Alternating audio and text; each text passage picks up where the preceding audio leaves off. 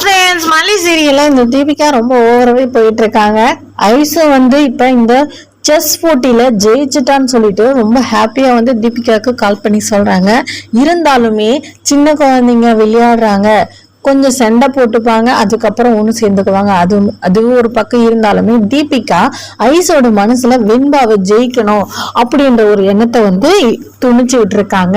அது மட்டும் இல்லாம அவங்களுக்கு எதிராக செயல்படுறாங்க. இருந்தாலுமே அவங்களுக்கு என்ன தெரியும், குழந்தைங்களுக்கு போயிட்டு ஆனாலுமே இந்த தீபிகா பண்ற வேலை எதுவுமே சரியில்லை. இருந்தாலுமே ஐசுவும் ஒரு பக்கம் பாருங்க வெண்பாவை ஜெயிக்கணும் அப்படின்னு சொல்லிட்டு இருக்கிறாங்க.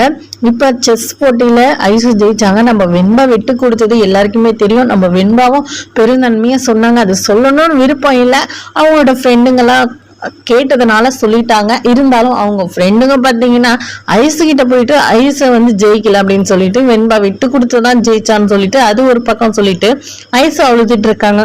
இந்த தீபிகாவும் வர சமயத்துல அழுதுட்டு இருக்காங்க. அவங்க ஃப்ரெண்டுங்க கையில எல்லாம் கேக்குறாங்க இந்த மாதிரின்னு சொல்லிட்டு அவங்க ஃப்ரெண்டுங்களும் ஐஸ் அழுதுட்டு இருக்கான்னு சொல்றாங்க. இந்த மாதிரி நான் ஜெயிக்கலன்னு சொல்லிட்டு சொல்றாங்கம்மா அப்படின்னு சொல்லிட்டு அவங்க கிட்ட சொல்லி ஒன்னும் அழுதுட்டு இருக்காங்க. அப்புறம் பாருங்க நம்ம வெண்பாவா ட்ரைனிங் எடுத்துட்டு இருக்காங்க, எக்ஸசைஸ் பண்ணிட்டு.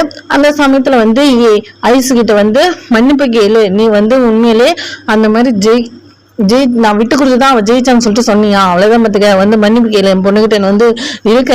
நம்ம வெண்பா கிட்ட இருந்துட்டு எதுவுமே சொல்லலை. இருந்தாலுமே தீபிகா அடிக்க துப்புறாங்க. நம்ம மல்லி சும்மா இருப்பாங்களா, போய் கையை பிடிச்சிடறாங்க.